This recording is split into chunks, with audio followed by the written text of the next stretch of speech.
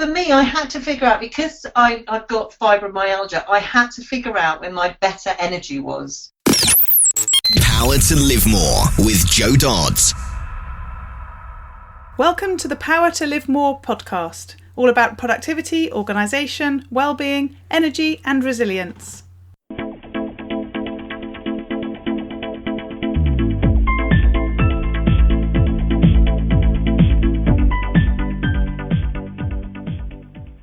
I'm Jo Dodds, and I started this show to enable interesting people to share their stories about how they use their power to live more, and by that I mean to do the stuff that they want to do more than the stuff that they need to or should do. It's about creating a life for yourself where you have the energy, health and space to be happy and fulfilled, spending your time as you'd like, whether that be at work, home or somewhere else entirely. That's your choice. Hello. My name is Ellie Dodds and I'm co-presenter, and today Jo is interviewing Bev Hepting. Jo is a speaker with Virtual Speaking Pros, founded by Wendy Keir from podcast number 16, and Jo met Bev through that community. Bev Hepting helps you become a better speaker. She's a public speaking trainer and master practitioner. Illness stopped her working life around 5 years ago, and after being diagnosed with fibromyalgia, she needed to rethink her life. She's twice divorced, a mother to 2 amazing kids and a grandmother to 2 amazing boys. She says that the idea of going back to paid work left me ready to dive under the bed and stay there. I was used to managing myself and doing things my way. And my way was about fun, colour and motivating people to do more than they thought they could. I wanted to help people find their voice. I wanted to run a business. I wanted to build a legacy for my kids, and I wanted to have fun. Trained to use her voice and use it well, Bev set about building Discover Your Voice and realised that so many business people hated the idea of speaking in public. Yet they need to, and there was born her niche. She now supports business owners to speak with confidence and clarity, and the results of people she has worked with are transformational. Those that would rather dive off a high cliff than speak in public are given talks, presentations, and doing video on their website and social media. Back to the studio. Today I'm interviewing Bev Hepting of Discover Your Voice with Bev Hepting. So great to have you with us, Bev. Thanks for joining me. Really good to be here. I love doing that intro then, all that Bev Hepting bit going on there. I think Get the name out. You're my first person, I think, who's got their name in their company title or their business offering title. So it's very, very, we've put great emphasis on your name then. Yes. So start by telling us a bit about you, what you do and where you do it. Okay, well, yes, I'm Bev Hepting, as has been mentioned many times. I coach women in business who hate the idea of standing up and speaking in public. So when I call my business Discover Your Voice, what I try to do is help women really dig deep and discover their own authentic voice within their business, which makes it a lot easier for them to actually stand up and speak. So I do a lot of online coaching and some offline coaching, and I do it from home in my little office with a beautiful view, or occasionally I'll go out to some drafty hall somewhere with a group of people and we'll do a whole sort of coaching session. I love that. I've just got this image of a drafty hall now. Yeah, it can be. Lovely. And I've looked at your website and I can see you do have an office. So it is a separate room that you work from, isn't it? Oh, yeah. Yes, yeah.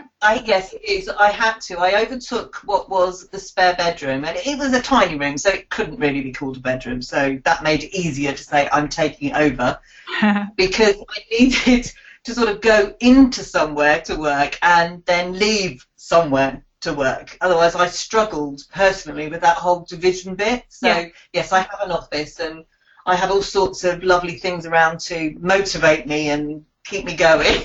Yes, yeah. And is it very much that you do work in the office and when you finished you leave it, so you don't sort of find yourself working in other rooms or going to coffee shops and that sort of thing?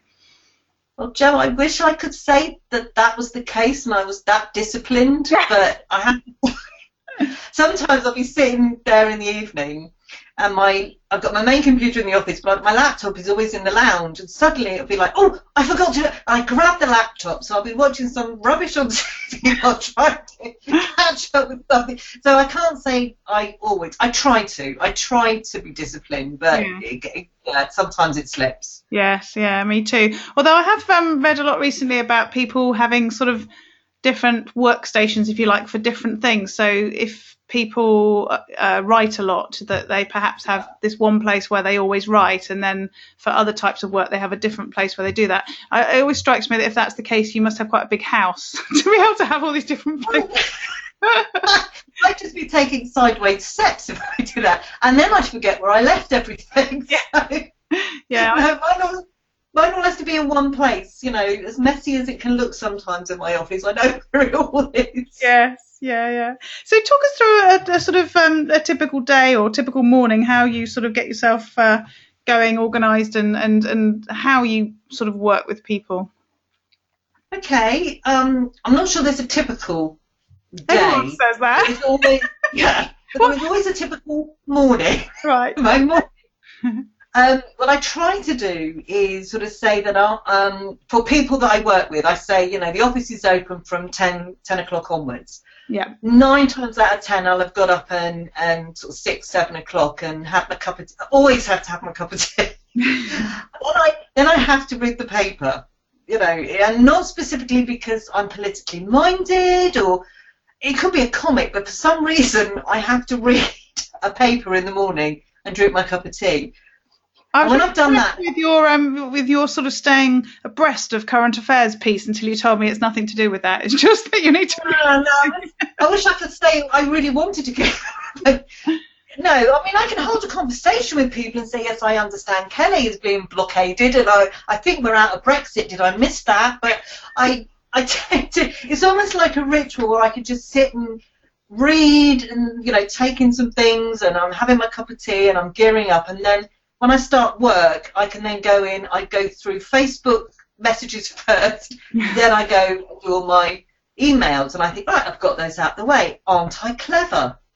then I actually have a production calendar.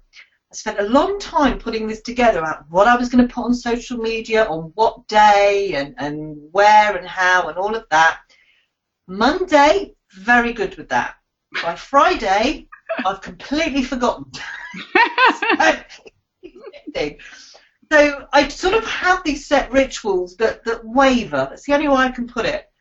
But I do try to get all the main things done in the morning. If I can get everything done in the morning that needs to be done, it's on my to-do list, that I know I've got to catch up with people.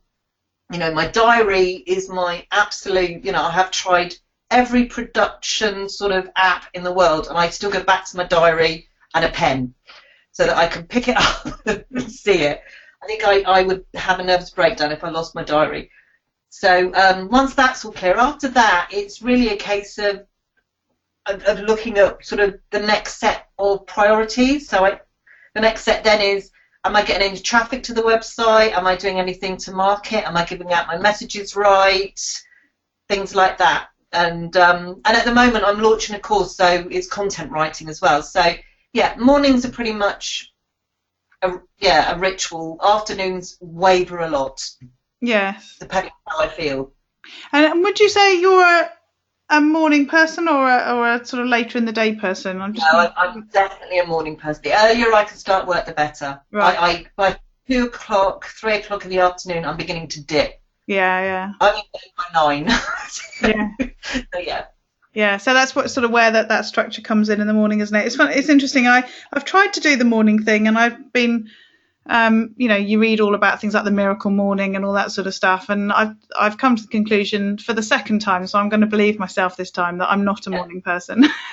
I can do it, but I choose not. Morning's a miracle, but I think for me, I had to figure out, because I've got fibromyalgia, I had to figure out when my better energy was. Yes. And where I'm more likely to be productive. And for me, it's the mornings. I can't guarantee later on in the afternoons or evenings how I'm going to be. So I try if I've got coaching calls, I try to keep them in the mornings. Yeah. And anything I can just sort of fiddle out or sit and, goes into the afternoon. So Yeah. I think we just have to always work out where we are best.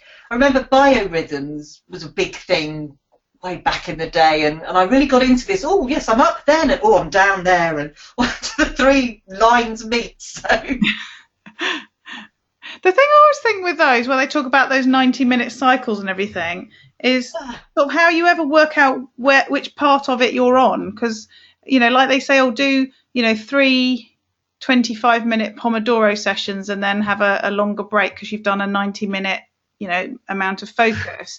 But if you're starting it at the wrong point in that rhythm, then it's not going to work, is it? Well, my disrespect to these lovely people who have obviously spent many, many years studying all this. I actually think if you listen to yourself and your own energy levels and your own sort of way of working, you figure it out for yourself. And I'm a bit of a... I went through a phase where I looked at it. In the end, I chucked all the books out the window. I can't be doing with it. It's too much bother to try and even figure out when I'm supposed to be doing what. So I don't. Yeah, so just sort of, as you say, what sort of suits you, which is what I always say to everybody thinking about, energy or productivity or focus or whatever you're doing. It's also individual, isn't it? There's all these sort of great ideas and models and research and so on, but ultimately it comes down to what works for you, doesn't it? It has to. You can really stress yourself out trying to fit into somebody else's model that just doesn't work with the way you work. I mean, I'm a bit of a, as some people say, a bit of a maverick, and I'm a bit of a, I'm just going to chuck mud at the wall and see how much sticks type of person. Because I tried when I was first sort of thinking about going online, and I was looking at all the things they do about, productivity and getting all this done, and I got myself into a real mess trying to follow a lot of these gurus, as they call themselves, systems, until in the end I thought, well, actually, it's my business, it's my brand, it's my energy, it's my expertise. I'm going to have to do it my way because people are going to have to learn to work with me and the way I work. Yes. Yeah, exactly. And also, you determining how you want to work doesn't necessarily impact or isn't visible to your clients in lots of cases anyway. So you've just said you do most of your coaching calls in the morning. I block all my mornings out. So I send people links to book time into my diary. The only options people have are the afternoon. So I'm sorry. No, that's fine. And for me, that's fine. I work with other people's things. If I want to do that, I mean, I want to talk to you and have a chat with you. So I'll be here in the afternoon. Yeah. Somebody else doing something I completely dislike, I'm not going to waste my afternoon.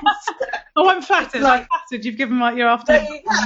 Like webinars, isn't it? These webinars. I'll come to this one, and I look at them sometimes, and I think, is it worth my while being around that late in the afternoon or in the middle of the night? Yeah. To go there? And I think as women working from home, especially if we've got children, or if I've got grandchildren and partners and a lot of other things in our lives, you do have to stop sometimes and say, is this actually worth your time? And it's not about money. It might be free, but actually nothing's free. It costs us our time and our energy. So we have to ask those questions. Yeah, exactly. I've been looking at running some webinars or a webinar in a few weeks' time on something new that I'm doing. And in the old days, I would always have gone for the evening slot because that's what everyone says. That's when everyone says everyone's available, after the children have gone to bed, all that sort of stuff. But, for me, it's a bit like aiming at working from home people like myself. I want to do it in the day. I don't want to do it in the evening when the family are home and I want to do other things. I want to do stuff in the daytime. And there must be other people in the same boat. But we've sort of ended up in this routine of webinars always start at 7 or 8 o'clock at night. And, frankly, I've got better to do. all my webinars are done at 11 o'clock in the morning. Yes. Yeah, exactly. 1 o'clock in the afternoon the latest, because I do think about women have to go and pick up kids and things like that. Yeah. I don't do webinars because I don't have the energy to do them. So no. Yes, I suppose in some ways I put a bit of my own self in, and I think, well, there's probably a lot of other people that don't have the energy or have finished work and don't want to have to stop watching Coronation Street to go and listen to me. So no, I'm not going to do evening webinars. Yeah, exactly. So that leads us quite nicely into your evenings. Do you have a sort of end of day routine to shut that office door and go and do other stuff, or does it continue to be a bit more ad hoc? It's very ad hoc.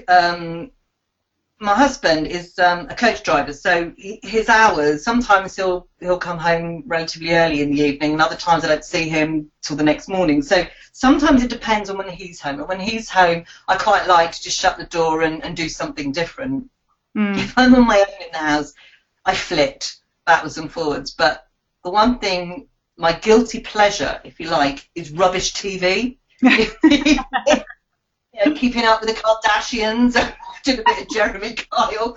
I know, and I've got a media degree, and I still love rubbish TV. And for me, I'll sit there and then I'll get out my tablet and play these mindless, match 3 games, and I can just pull all my energy back down again, and then I'm like, right, I'm ready for bed now. And then I'll go to bed and I'll read, and that gets me ready to just go to sleep without it all going on in my head, because I think we're always in danger, if we're not careful, of having all these things going on in our head and thinking, did I do that? Have I done that? Oh, I haven't done this. And I work very hard not to let that happen, because I really do need my sleep. So I'll do anything that doesn't stimulate the brain too much in the evening. Yeah. No, I can understand that. So what about getting things done? You talked about your trusty diary and pen. How do you actually know what to do and make sure you do those things? Oh, you also talked about your social media planner. That was quite impressive until you said by Friday it wasn't working so well. Well, I can go back to it. I mean, I think for me, I'm a big ideas person, and I work with this coach who keeps trying to make me do plans and business plans and marketing plans, and I go, oh, I hate plans. But the social media plan, having it there, you know how it is some days you sit in front of the computer and you go, I haven't got a clue what to write about today. Yeah. I can't tell me again about the cat being sick on Facebook. What am I going to do? So the sort of production calendar, as I call it, helps when I look at it and go, well, okay, I'm going to do a video on a Friday and a podcast on a Tuesday. So it's something I can go back to when the brain goes blank. Yes. And that is incredibly useful for. So I have that, and I have a huge list of all the emails that I'm going to do based on the work I do. So I spent one day when I had a major surge of productivity breaking down all my subjects, so I had 365 email topics to pick from. Wow, so that's impressive. Yeah. So when I'm sat here going, oh God, I must have something I need to do. I can pull out the files. I have tried, fancy, clever apps for to-do lists and things, but I still go back to the trusty diary and a piece of paper, and I write down my to-do list, and I try to make sure at least, and I wish I could say I did this every day, but at least twice in the week I'll go through that list and go, have I made sure I've done these things, and start, and when they get really urgent, I've got a big whiteboard that they go up in big red pen to remind me. Yeah. And they're usually things I don't really want to do. Right. And I have, they're all like, oh, we're that lovely too. Oh, I like that. I'll do that. Oh, and I'll do that one. No, I don't want to do that. Yes. Yeah. So I'm trying to train myself to go down the list regardless. And that's a work in progress. Yes, I can understand that. It's interesting. I've been doing something this summer, a program that I discovered about 6 months ago, and then it sort of cropped up at the beginning of the summer, where I did 28 days of doing stuff that I didn't want to do, i.e. the stuff I was procrastinating on but really did need to do, and just doing a small amount every day. And the program is a group program, and you basically just go in and commit to what you're going to do, and then report back at the end of the day to say that you've done it. And there's a community element to it, and sort of check boxes and that sort of thing. And the stuff I got done, even when I was on holiday in a caravan, was just amazing because of that accountability and that and that sort of group accountability. And sorry, say again. I say it's so important. That accountability is something that for me, I really miss working for myself. Yeah. So it's lonely enough when you work on your own. I recently joined a 30-day blogging challenge. Oh, yeah. And again, for me, that was right. I committed to this. So every day I do my blog and I go in. And I think for anybody who's working on their own at home, having some sort of accountability helps tremendously. Yeah, exactly. Yeah, so this program I found really good. And I was about to say, I did that whole, what was his name? Victor Kiam bit. Loved it so much, bought the company. Didn't buy the company. But I have got a license to offer that program. But I was thinking, actually, by the time this is published, I will have launched my program. So instead of thinking let me know.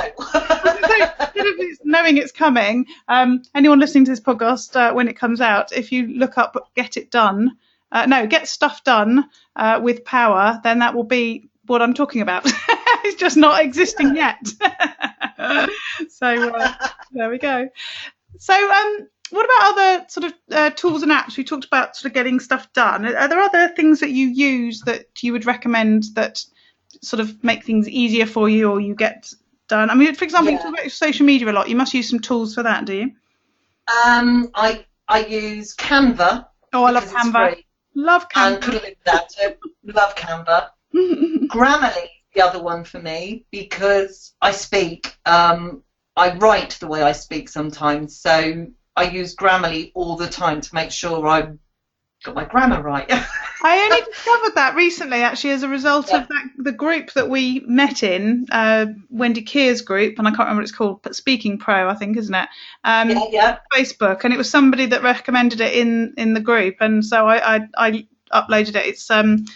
It's in various guises, but I've got it as a plugin on my Chrome browser. Yes, it's really good, isn't it? I love it, and it's sort of whatever I'm doing, even offline, I can check it. So that for me is really important. And the other one I use all the time is something called Web Text Tool. No, pardon? I've not heard of that. Tell us more. Not heard of that. Web Text Tool is another. You get a free version, or you can pay for more. But you put your blog in it. And it has this little checklist going down the side around whether you've got enough keywords or you've got too many, or if the keyword is a good keyword or not, and which bits you should block out, all of that. So you get your 100%, and it got this little counter. And when your CEO is 100%, I then just copy the whole lot over to the website. Wow. So it does that for me because I don't really understand.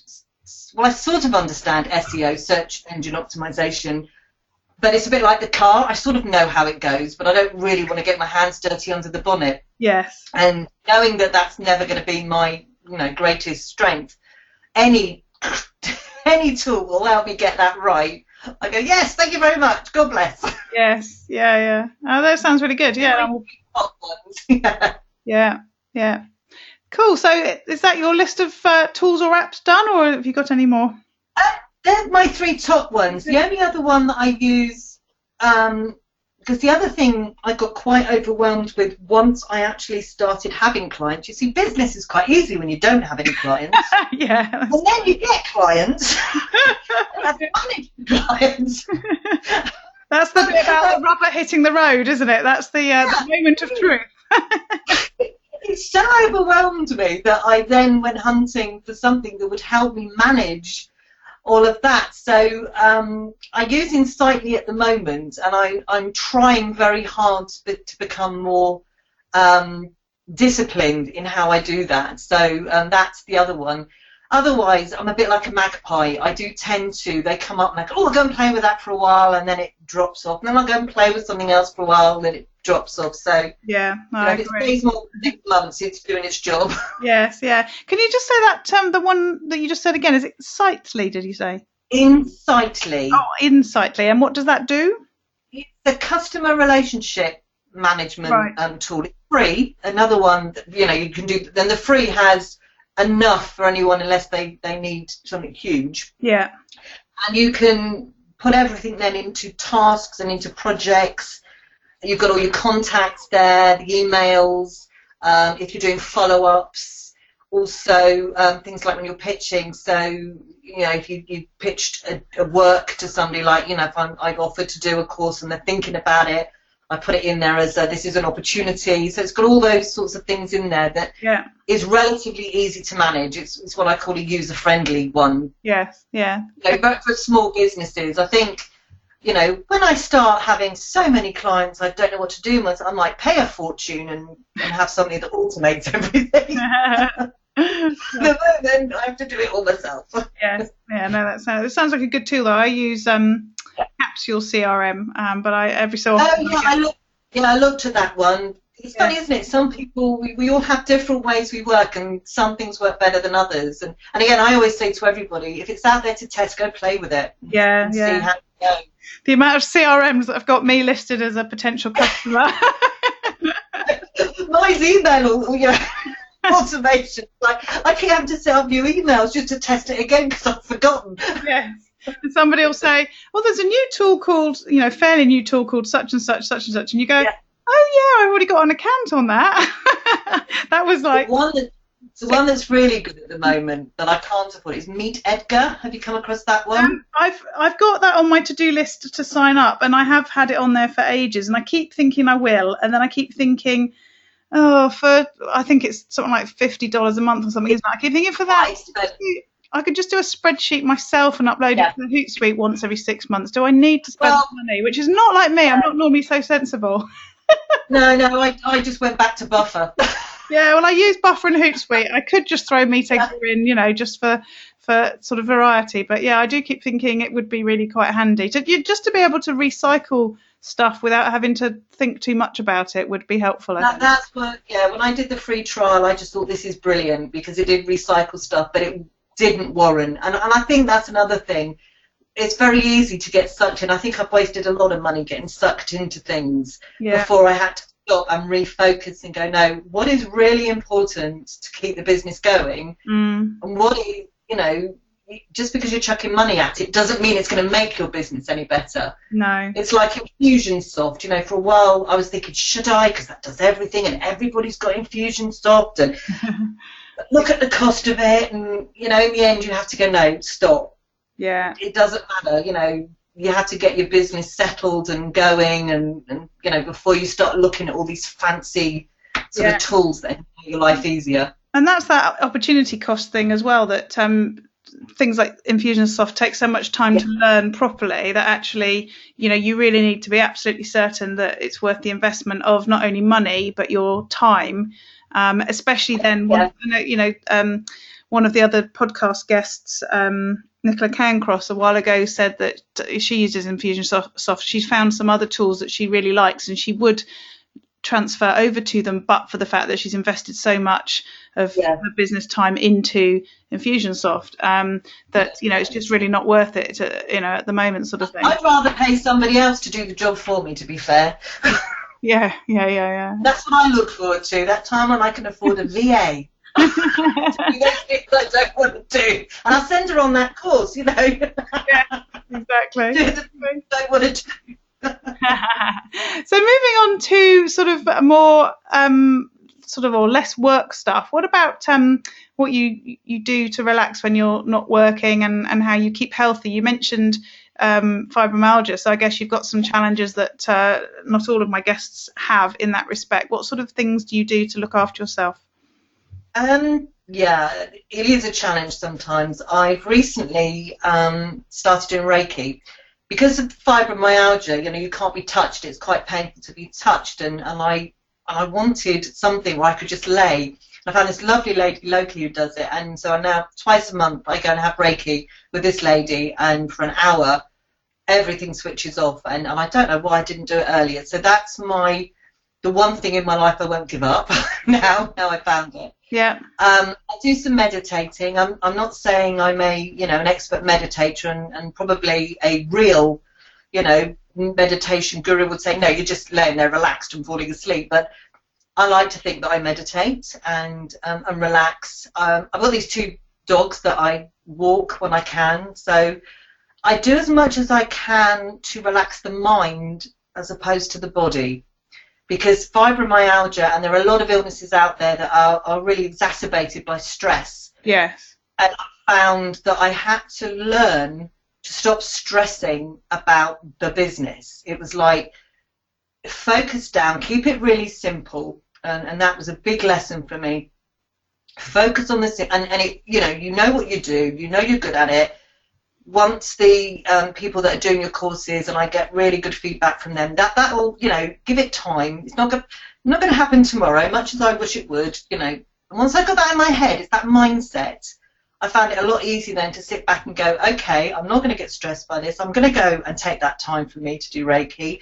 If I'm tired, I'm going to stop and go down, shopping even. I'm going to do something completely different. And I'm reading. I read a lot of self-help books about energy replacement and those sorts of things. Yeah. I wish I could say my diet was great, but it's not. I'm a bit of I'm a faffy eater. And I've just given up sugar because that's beginning to help with my mood swings and things like that. And it's amazing because you meet so many people online, and all these people that say, oh, it's online, it's not real, it's this. I have met so many people online that have given me some great help and tips, and I've joined challenges that have been really good for me. And, I found my coach, my energy coach online, and I think you have to embrace that. So for me, it's about making sure that my mind, and I'm not stressed, because that helps relax the body, and I do what my body tells me to do when I need to relax. And I think if we could all do that and not punish ourselves so much for not working our fingers to the bone in 12-hour days, and just accept that things take time. Yeah. And you don't have to be sat at the computer making work if there isn't any. You've done everything you needed to do. Put it away, relax, and go off. So that's how I manage it all. Yeah, well, that sounds good. So what about learning and sort of development, personal development? You said you do a bit of that. You've talked about the books that you're reading. So what are you doing? You've got coaches as well. You said you've got. I don't know about you, but again, in the beginning days, I threw so much money at various learning things online. Yeah. And I had all those things on your shelf. What do they call it? Shelf learning? No. I must give that person hundreds of pounds for I don't know what. It looks good. No, what I did, and I really do recommend, and I actually, when I first started, kept thinking, no, I'm not going to get a coach. No, I can't afford to coach. I've just got. If you can afford a coach, find one that you can afford, because I got a coach, a lady who's relatively local. She's not long distance, and she coaches in a way that really suits me and works with the way I work. Yeah. So she does a lot around chakras and energy, which is very much my, I love all that spiritual stuff. I'm a great believer in it, so it works for me. I'm not saying everybody should go out and find themselves a spiritual healer, but find a coach that you resonate with. Yeah. And I talk to her twice a month, and she is keeping me much more focused. So I've learned a lot more from her. I also have sort of, I do read books to learn. I read a lot of self-help books, and I do take them on board. I have got to a point where now I think I'll take the bits that work, and there are bits that don't. It's not, not every book works for everybody. Mm-hmm. And I still will, join classes online, these groups. But what I just do now, I'm very aware that you don't have to pay £1,000, £2,000, £3,000 and be blackmailed into thinking if you don't invest that sort of money, then everything will go wrong. I now look for people that when I listen to them or I talk to them, it makes sense, and they're charging affordable prices for me to learn in short bursts. Yeah. I'm a short burst person, so like doing something for a month with a weekly, online coaching call, love it. Yeah. Affordable price, so I don't feel like I'm starving myself or, losing the rent money to do it. Yeah. Great, and I'm not made to feel guilty. I think especially women when they first start in it, and I found this online, it's a minefield out there of people claiming they can do so much for you, and it's very difficult to know where to spend your money or invest in yourself. Yeah. I found it really, and that caused me more stress than anything. So that's why I say I wish I'd got a coach right at the beginning rather than paying for all these things, because it's a more personal relationship, and you can relate to them. And I've learned a lot from this lady, a lot more, not only about me personally, but about business and keeping it simple and knowing exactly what my goals are, where I want to be. Yeah, and I might not like the plans she's making me do, but they work. Yeah. But when they're a backup for me, and she understands that. But as she says, don't do it, because then you've got it in your head, you've thought about it, and it is a backup. So, yeah, I think for me, and I think for anybody out there, when you first start doing anything online for yourself or going online to learn anything, learning is I can't even explain how frustrated I get with it online. Yeah. Don't trust it online all the time. Talk to somebody first. Don't just dive in like I get doing. I think it's that whole recommendation piece as well, isn't it? It's partly about sort of getting to know people, but also getting to know people you trust who can give you sort of perspectives on stuff when you're looking at it as well, isn't it? If I could go back to when I started and give myself a bit of advice, it would be to create some relationships with people you want to learn from, and talk to them and really get to know them, rather than just diving in with, these big goggle eyes going, oh, they promised to make me a millionaire tomorrow, or they promised me I'll know this. Or if I could have given myself that piece of advice, so I'm giving that piece of advice to anybody out there who's just started or thinking about it. Really get to know the people that you want to work with. Yes. Yeah. Cool. It's less stressful. Yeah, exactly, and cheaper. And so you talked a bit about books before. What have you got? Any books, films, or music that you recommend for either learning or just inspiration or enjoyment? Well, I just finished reading a book that I think everybody should read, called From Fear to Eternity. Oh, I like that. Play on words there. Very clever. By a lady called Gina Diane Harding, and it's all about limiting beliefs and shifting your energy. Right.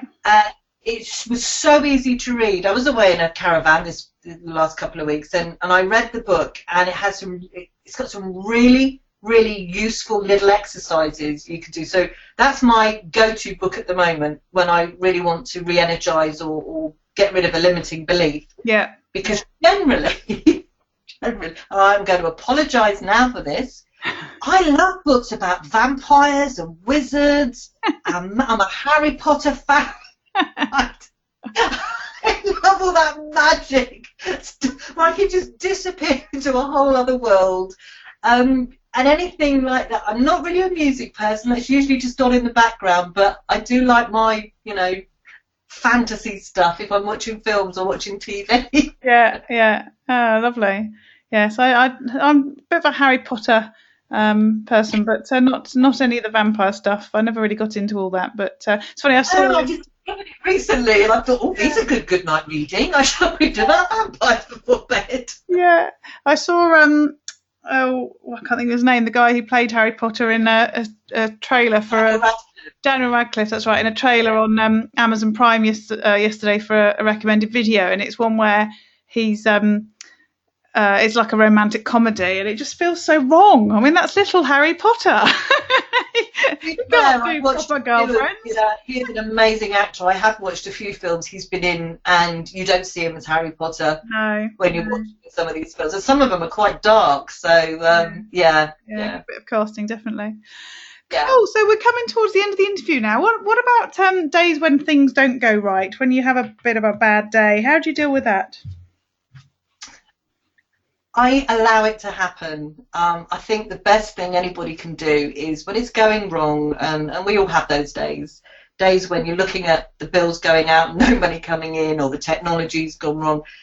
I tend to go, well, that's it. I'm turning, unless I've got live calls or anything, I tend to turn everything off. I go and grab a duvet, I'll sit in front of the telly, and I'll watch TV, read books, and I will take a day off. But what I say to myself every time is, you can take this time off, but at 9 o'clock tomorrow morning, you'll be back at your desk and you'll start again. New day. Yeah. So I have like a self-negotiation. So I allow myself to mope and moan for a certain amount of time, and then I go back to it. Yes. Yeah. That sort of it comes up quite a lot with this tomorrow is another day thing. But I do think that people quite often take that view, but don't actually stop and do something different now. They still go through some of that. And you should never force yourself through those bad times, because all you're doing is compounding it and making it worse. By just accepting the fact that everything's gone wrong and it's awful and things seem really, really bad, by allowing your body to go away and have a cry and have a scream and have a whinge and wrap yourself up and have a bit of a temper tantrum like a child, it's more willing the next morning to get up and go, okay, we've got that out of our system. Yeah. Start again. Yeah. And I always ask myself the question, well, is it going to kill anybody? And luckily what I do isn't going to kill anyone. So yeah. So that makes it an easier answer. That's good. Yeah, absolutely. Yeah. I think if you're training to be a brain surgeon, it might be a slightly difficult question to ask. Chucking a duvet over your head and reading about vampires. He's going to die. Yeah, we may be lucky in that respect. So on the flip side then, on a day when you end the day knowing that you've had the chance to live more, and I talk about that as being doing the stuff that you want to do, not the things that you feel you have to do. What have you done? What's that day look like?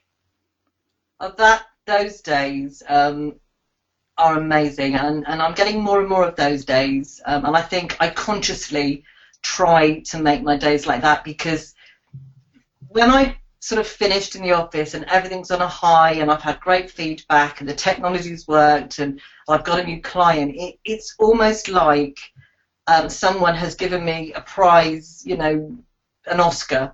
I almost feel like I'm floating. It sounds ridiculous, but I feel such a high energy level, and I can chat for hours to hubby about all this stuff going on, and the world just seems a lot brighter. And I think I try very hard now to consciously, at the end of the day, say to myself, if that has worked well today, and that's worked well today, and that's brilliant, and, nothing majorly disastrous happened, great, and that's a good day. Yes, yeah. It's interesting saying that more of those, they're happening more often. I think that's just such a lovely thing to hear, because quite often, you sort of imagine and you think about these days and you think, that was an amazing day, and another 3 months goes by and then you have another amazing day. But to be focusing on that, it's funny.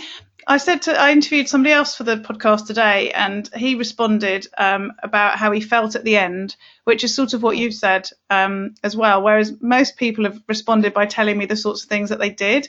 So it was really interesting that that both of you on the same day are talking much more about the feeling, which I think is important, is more important almost, because what you're really saying is that you can have those days regardless of what you've done. Not regardless, but it doesn't have to be a particular activity that's made you feel like that. No, and I think it raises, and a lot of this has come from the book I read. It's about raising that energy level, and when you consciously are aware of how you feel when you've had a really great day, and sometimes it can be the littlest thing that has created such a big change for somebody else, that you can. You can grab that state, that mind state, if you like, and know that you are doing something worthwhile. And when I hear back from somebody who says to me, I would never have stood up in front of people, I'd have been sick, but I did it yesterday and I feel great. Yes. I can almost share their energy and their feeling. And I think if we can always, at the end of the day, look at all the good things that have happened, 9 times out of 10 more good things happen than bad. If you look at it, it's just that we tend to concentrate on the bad things that happen and forget the good. Yes, yeah. Switch that over a bit. Yeah, exactly. Yeah, no, that's a lovely answer to that, and great to hear that you're having more of those days increasingly. Yeah. So that's really good. Thank you. So, how can people find out more about you and connect with you? Well, if they don't know my name by now, Berg Hepting.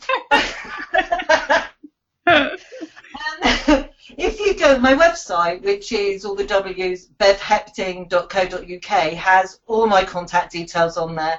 And, anyone who just wants to ring, have a chat, or there's free membership if they want, stuff, resources to help them speak with more confidence, all of that. So best thing I can say is just put Bev Hepting into the Facebook bar, you'll find me. All the W's, Bev Hepting, you'll find me.